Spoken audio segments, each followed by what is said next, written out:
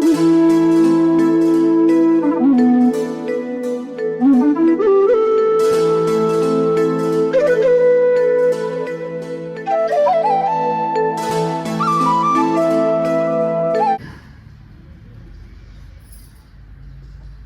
Sri Sairam. Koti Koti Pranam at the lotus feet of our beloved Bhagawan, Sri Sathya Sai Baba, in whose divine presence, grace and blessings, today I got the opportunity to narrate my experiences with all the Sai devotees assembled here. In fact, my maiden experience with the Sai movement is similar to the one our brother Sura had. Mine also started with the Mahaprasad.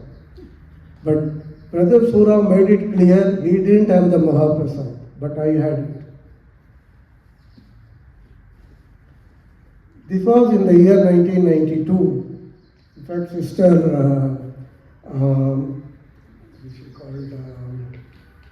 Leena Kantaria was there, and she told me, you have to come to the Sai Centre time and again. Since then, I was coming to the Sai Centre. I was attending bhajans, I was doing Narayan Seva, but to be very honest, it was just on and off, and I was not fitting fully into the group. Until the year 1996 or 97, a genius of an engineer joined our company. He made sea changes in our production methods, production planning, and he was a Sai devotee. I am sure many of you would have seen him. He used to come here. He was a short gentleman. His name was Mr. S. Kameswaran. We used to call him SK. And he also happened to be the brother-in-law of our spiritual coordinator, Brother Venkatesh. For some reason, Mr. SK started liking me very much. He used to come to my office and narrate his experiences with Sai time and again. It actually acted like a magnet, and I was getting drawn towards the Sai movement gradually. Then one Saturday morning, Mr. SK came to me and told me, can you come to the Sai Centre tomorrow at 10 a.m.? I said, okay. So that Sunday morning, 10 a.m., I came here. Mr. SK introduced me to the then spiritual coordinator, my elder brother, Rashmi Kamdar. And he told Mr. Kamdar, this man can sing, why can't you give him a chance? Mr. Kamdar said, no, in fact, we are looking for singers. Please come to the bhajan practice. So he took me to the bhajan practice session. I sang this bhajan, Sarva Dharma Priya Sai Deva, and this is how my journey began in the year 1997. Since then, I was coming to Sai Centre almost regularly, singing bhajans here, doing Narayan Seva time and again. But my wife was somehow not joining me in this endeavor. She was having her own doubts.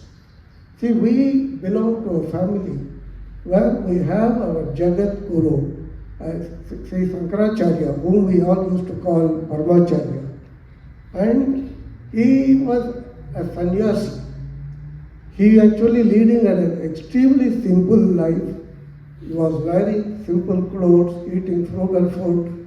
And so when my wife saw our Sathya Sai Baba, of course only in the picture, she thought that he didn't really look like a spiritual guru or a religious guru or spiritual guru.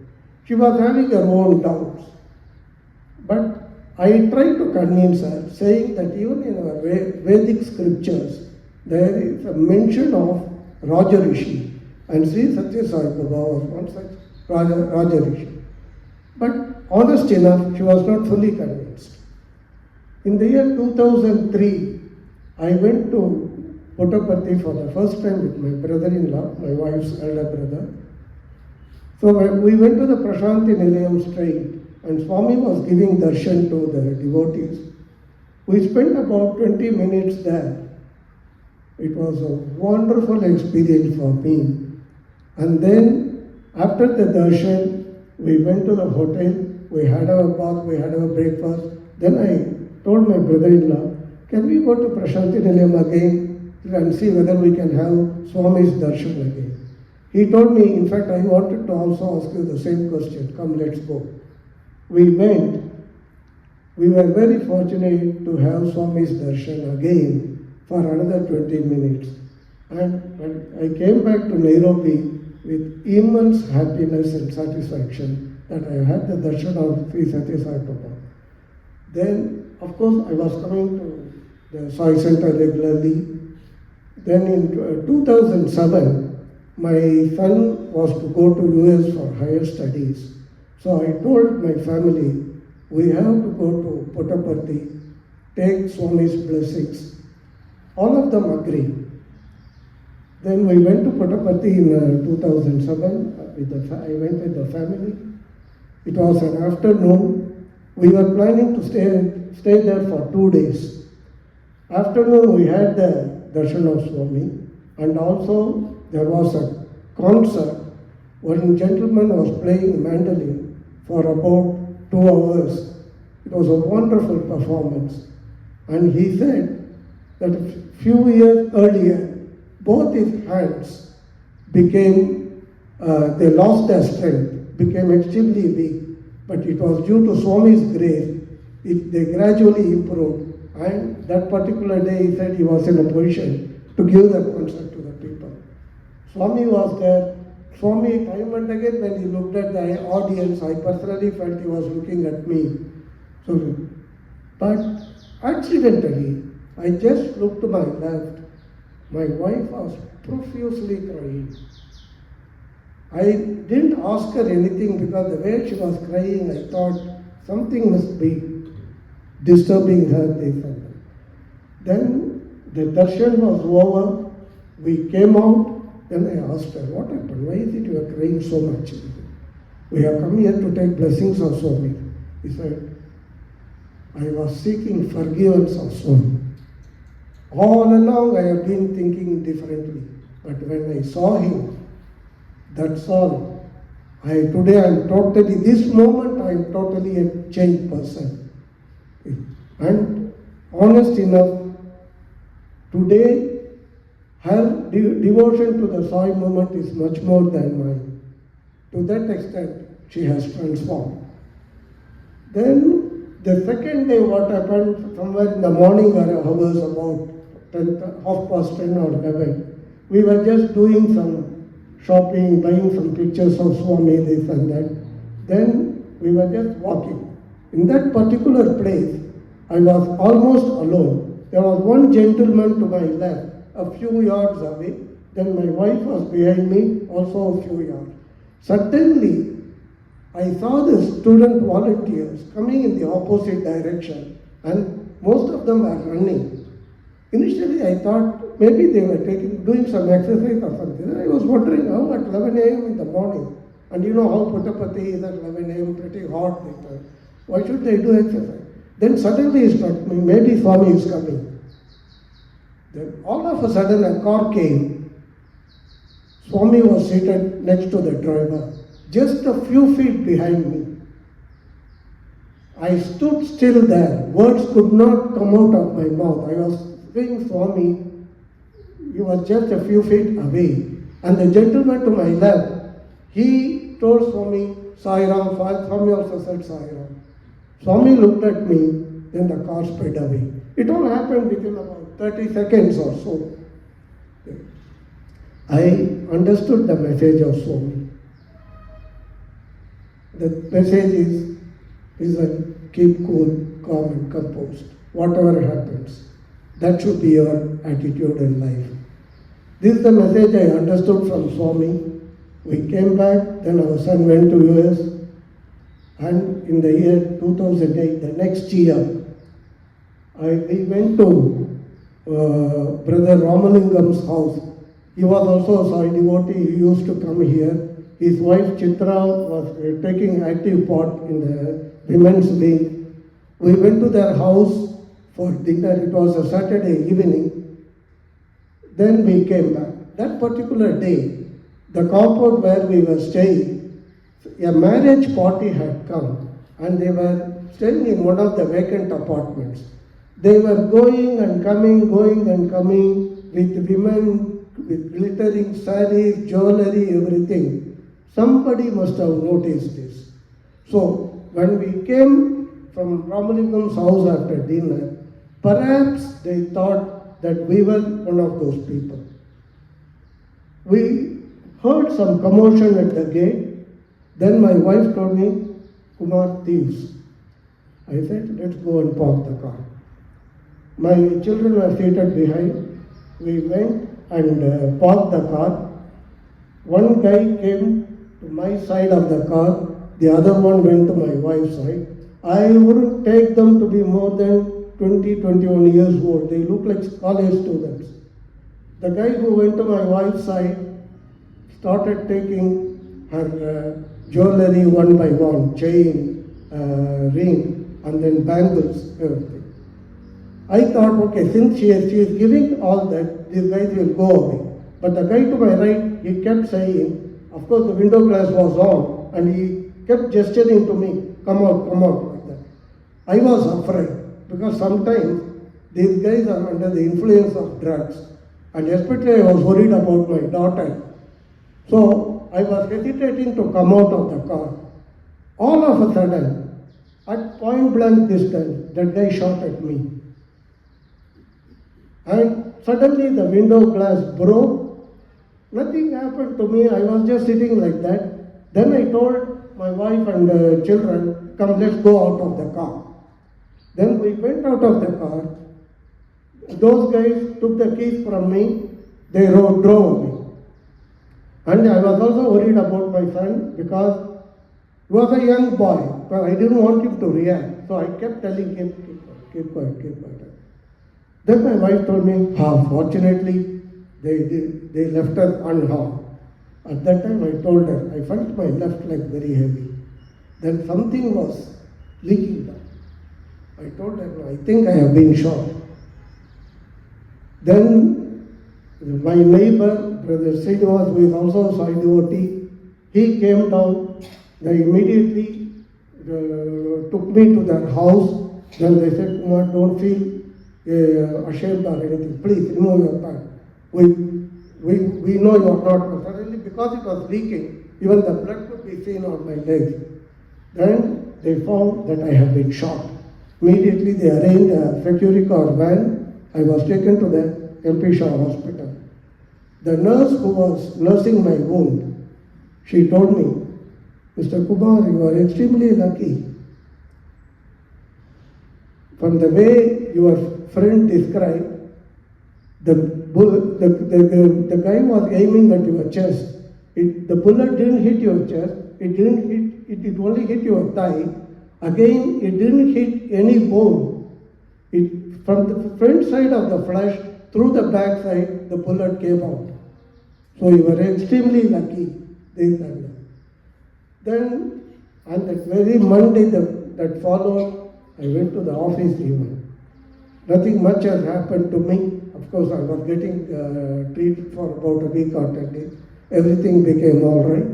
That following day morning, the bullet was found out. Because when the police came, they found out the bullet also. This happened in the year 2008. And that period was a very eventful period. In 2009, that we followed, I am working for a construction company. We have got operating sites all over Kenya. Cash used to be extensively handled during that time. And we had to send urgently cash to some of our sites, amounting to about 3.5 million. And it was a month end. Usually, when we used to take cash from the bank to the office, we used to arrange police escort. That particular day, no police was available. in the police station. Everyone have gone to various companies because it was a month end. People are drawing their salaries, everything. I was left without an escort. My boss hesitatingly asked me, "Kumar, you think you can still do it?" Knowing the urgency of the matter, I said, "Okay, let me do it." I went to the bank, I collected it. The guy at the bank, the dealing officer, he knew me very well. That particular day, I don't know what happened to him. Actually, I was to collect 5 million. I decided I'll collect 3.5, which was top urgent. Then the 1.5, I felt I could even collect the following day. That guy insisted, "Why do you want to come all the way again from industrial area to town? Why don't you take the entire 5 million? I said, "No, I'll come tomorrow. There's no problem." He again insisted. I told him, "Don't worry, I'll come tomorrow. Keep the cash with you. I'll come tomorrow and I'll collect it." And even I signed the voucher saying to collect 1.5, 3.5, I collected. I went to the industrial area off Bunyala Road, opposite London office. Suddenly a car came, stopped in front of ours. 7 people with AK-47 rifles came and put that same thing on my chest. They said, "Where is the cash? Where is the cash?" Then I told the driver, "Don't react, let us give the cash to them." I gave the cash to them. They immediately went away, 3.5 million. I felt, okay, we can claim it from the insurance, at least part of the cash we will get, but they should not harm us.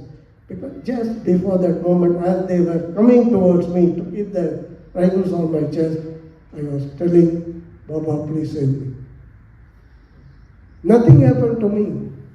I came out intact after this. Actually, the whole thing was managed by the officer at the back. Later on, through some social contacts, I found out that guy was actually one of the gangsters. And some of the people who came are actually policemen. This happened in the year 2009. Then comes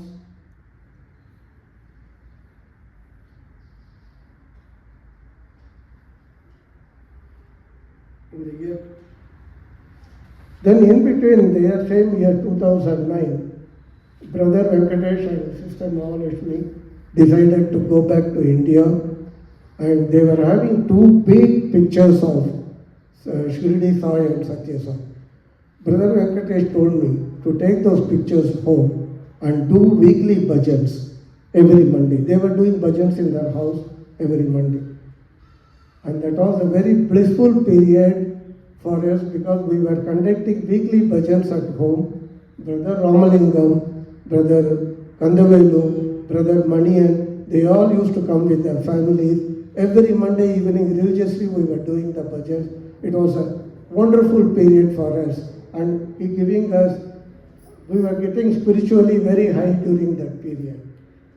Then in the year 2010, as we were doing all this, towards the end of 2010, we decided the 4 Sai families go on a picnic to Nairobi because we got them 3 days holidays continuously. We decided to go and come back in 4 vehicles.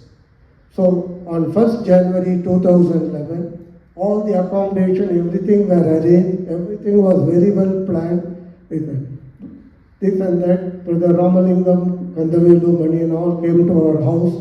We were about to go, but for some reason, we were hesitating to go. Then my wife asked me, "But do we have to go really?" I said, "All of them have come. Let's go." Because we are going to just take a break for 3 days. He said, "Let us go with the Sai devotees and then come back with the Sai devotees. Why can't we go?" Then, okay, fine, all of us agreed. So, me, my wife, my son and daughter, we joined the other Sai devotee. Brother Ramalingam was going first. We went in a convoy of 4 vehicles. Ours was the second. I was followed by the other 2 cars. Everything went off very well until we reached Sigona near Karatina. In Sigona, I was just trying to avoid a pothole. We were driving between 70 to 80 kilometers. Why I am still so sure about it. Brother Ramalingam was one person. However much you push him, you cannot force him to drive more than 70 kilometers. And I was the one following him. So I tried to avoid a pothole. Then I don't know what happened. The car, I lost control. All I heard was my son shouting at me saying, apply the brakes, apply the brakes. After that, for about 20 minutes, I went unconscious. Even now, whatever I am going to tell you about the accident is the version of my wife and my other Sai devotees who came with me. So, let me start. In between, I wanted to tell you something before I tell you the version of my wife. 3 days after the accident, our administration manager came to me and said, Mr. Kumar, we have to go to Karatina police station. You have to record a statement. I said, okay. So we went, it was in the afternoon, at around 3 p.m. There was a lady constable sitting there to record the statement. Before she even started recording, she asked me. She asked me, what's your name? I told her Balakumar. I told her, you can be comfortable calling me Kumar. She said, okay. Mr. Kumar, I want to ask you one question. Why did you drive so fast? I said, so fast? Yes. You must have driven at about 150 kilometers per hour. Why did you drive? I said, there's no way I would have driven like that. As it is, I'm not a fast driver. Again, the gentleman who was driving ahead of me, he was driving only at 70 kilometers. There's no way I could have driven at 150 kilometers. Then she said, come with me. She took me outside. She showed me the car. My goodness, I could not believe my eyes. The car was extensively damaged. And my wife told me, the car has rolled 5 to 6 times, went to the other side of the road, then hit a tree and then stopped. I was just wondering, I couldn't have driven more than 80 kilometers take maximum. When 80 kilometers, a car like, it was a Toyota Prado. A car like Toyota Prado could not have got damaged so much, could not have gone to the other side of the road and then rolled 5-6 times. Oh my God, I thought no, something really happened. Right, now let me start giving you the version of my wife and my other Sai devotees who came with me. This, with the permission of all of you, I would like to read out.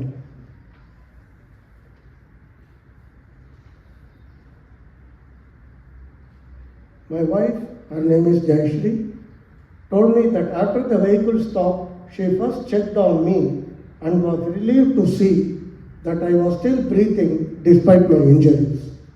She then turned to look for our son Ashok and daughter Aarti, who had been seated in the back. To her horror, neither of them was inside the vehicle. Despite suffering injuries in her knee, she somehow managed to crawl out of the wreckage. On the opposite side of the road, she noticed 2 groups of people gathered. Our friends from the convoy had already stopped and rushed to see whether we had survived. Later, Brother Manian, who was driving the car directly behind us, told me that our son was thrown approximately 15 feet from the vehicle, landed on the road. Moments later, our daughter was also ejected in a similar manner. Brother Manian narrowly managed to stop his vehicle in time to avoid running over them. Jayashri ran first to our daughter and was devastated to find her lying motionless, showing no signs of consciousness. She then rushed to Ashok, who was crying out in pain. Though badly injured, his cries reassured her that he was alive. Aarti remained unconscious for more than 5 minutes. Her eyes had rolled up, and in those agonizing moments, my wife Jayashree feared we had lost her. She suddenly jerked and opened her eyes as if someone infused life into her. Jayashree later described running back and forth between me and the children, desperately checking whether we were still breathing. By Swami's grace, a good Samaritan stopped and directed us, and we were all transported us to the nearby Sigona Health Clinic, where we received first aid. Later in the day, 2 ambulances transferred us to Nairobi Hospital. Both my son and daughter remained semi-conscious during the journey. Medical examinations revealed that Aarti had suffered a fractured hip, several bruises, and torn arm ligament, while Ashok had head injuries, fractured transverse processes in his spine, and multiple cut and bruises. It was certainly not the way we had imagined beginning the new year. Yet what happened thereafter felt nothing short of a miracle. Despite the severity of the accident, both our children were discharged from hospital within a week. On Monday, 10th January, we resumed our regular bhajans as usual. Though Ashok and Aarti were still on crutches and required extensive physiotherapy, they started recovering well. Now, in this, I have to tell you something. We were taken to the Nairobi hospital in 2 ambulances. By the time the accident had happened and the time we reached the Nairobi hospital, the news has already spread that our entire family got into a serious accident. In fact, it is a courtesy of Brother Sathya Sai, who is the owner of Catalyst Travel, who arranged the 2 ambulances for us. When we went to the Nairobi hospital, we saw several people waiting to help us there. The first among them was Brother Balakumar.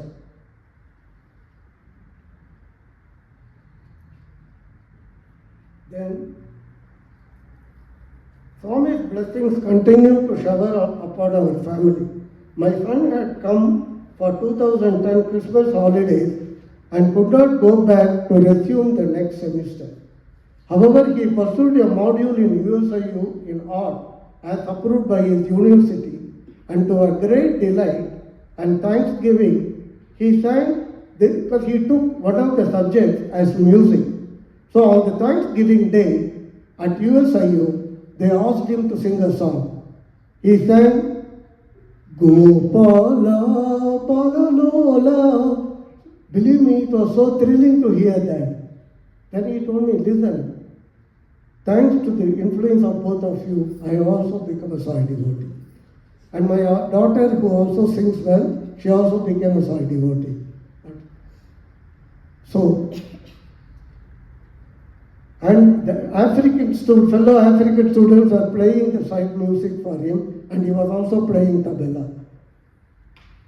And the recovery was remarkable, and my daughter continued her O level, and in the year 2014, she performed what the graduation in classical dance is called Bharatanatyam.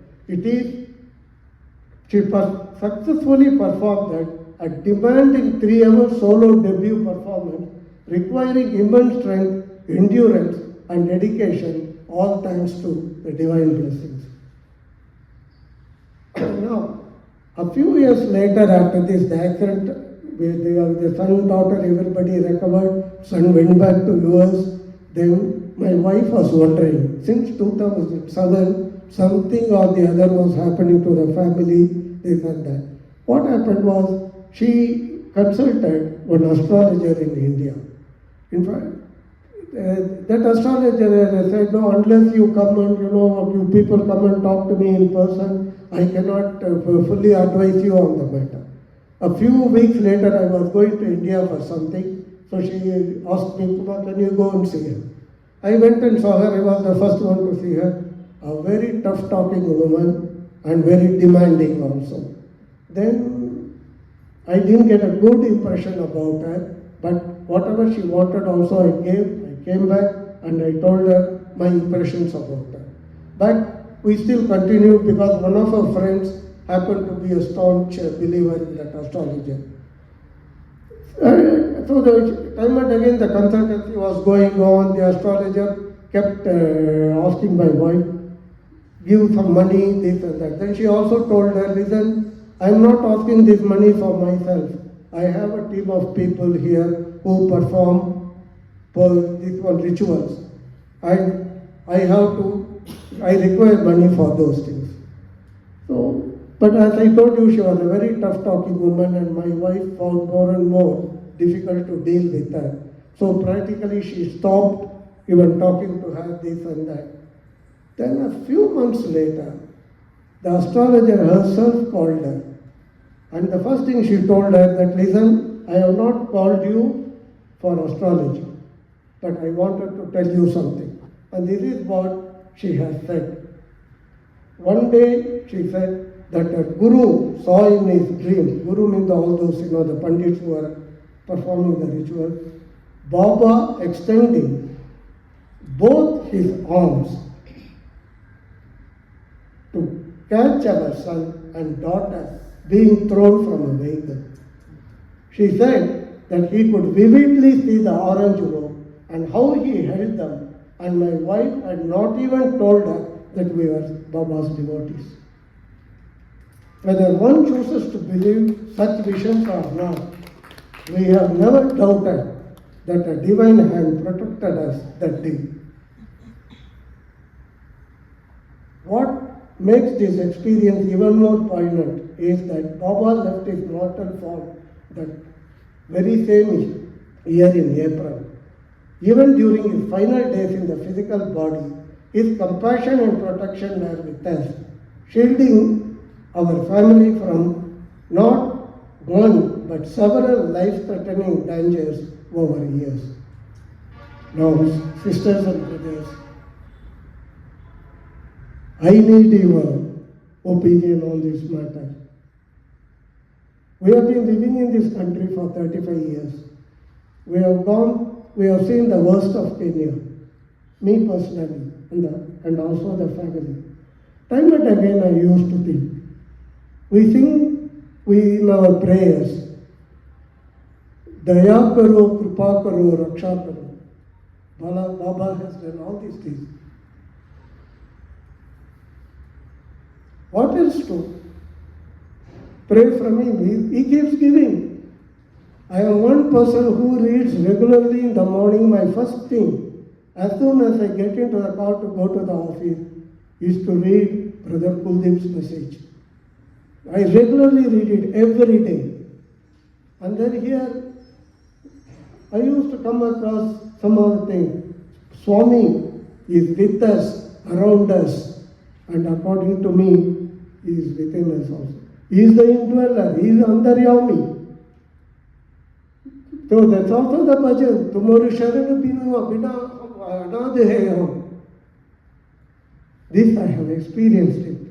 We continue within our pursuit, and we have, both me and my wife, we have decided we will completely surrender to him. In each and every activity of ours, we see only Swami. With Swami's grace, blessings, including this particular talk, without those things, it would not have happened.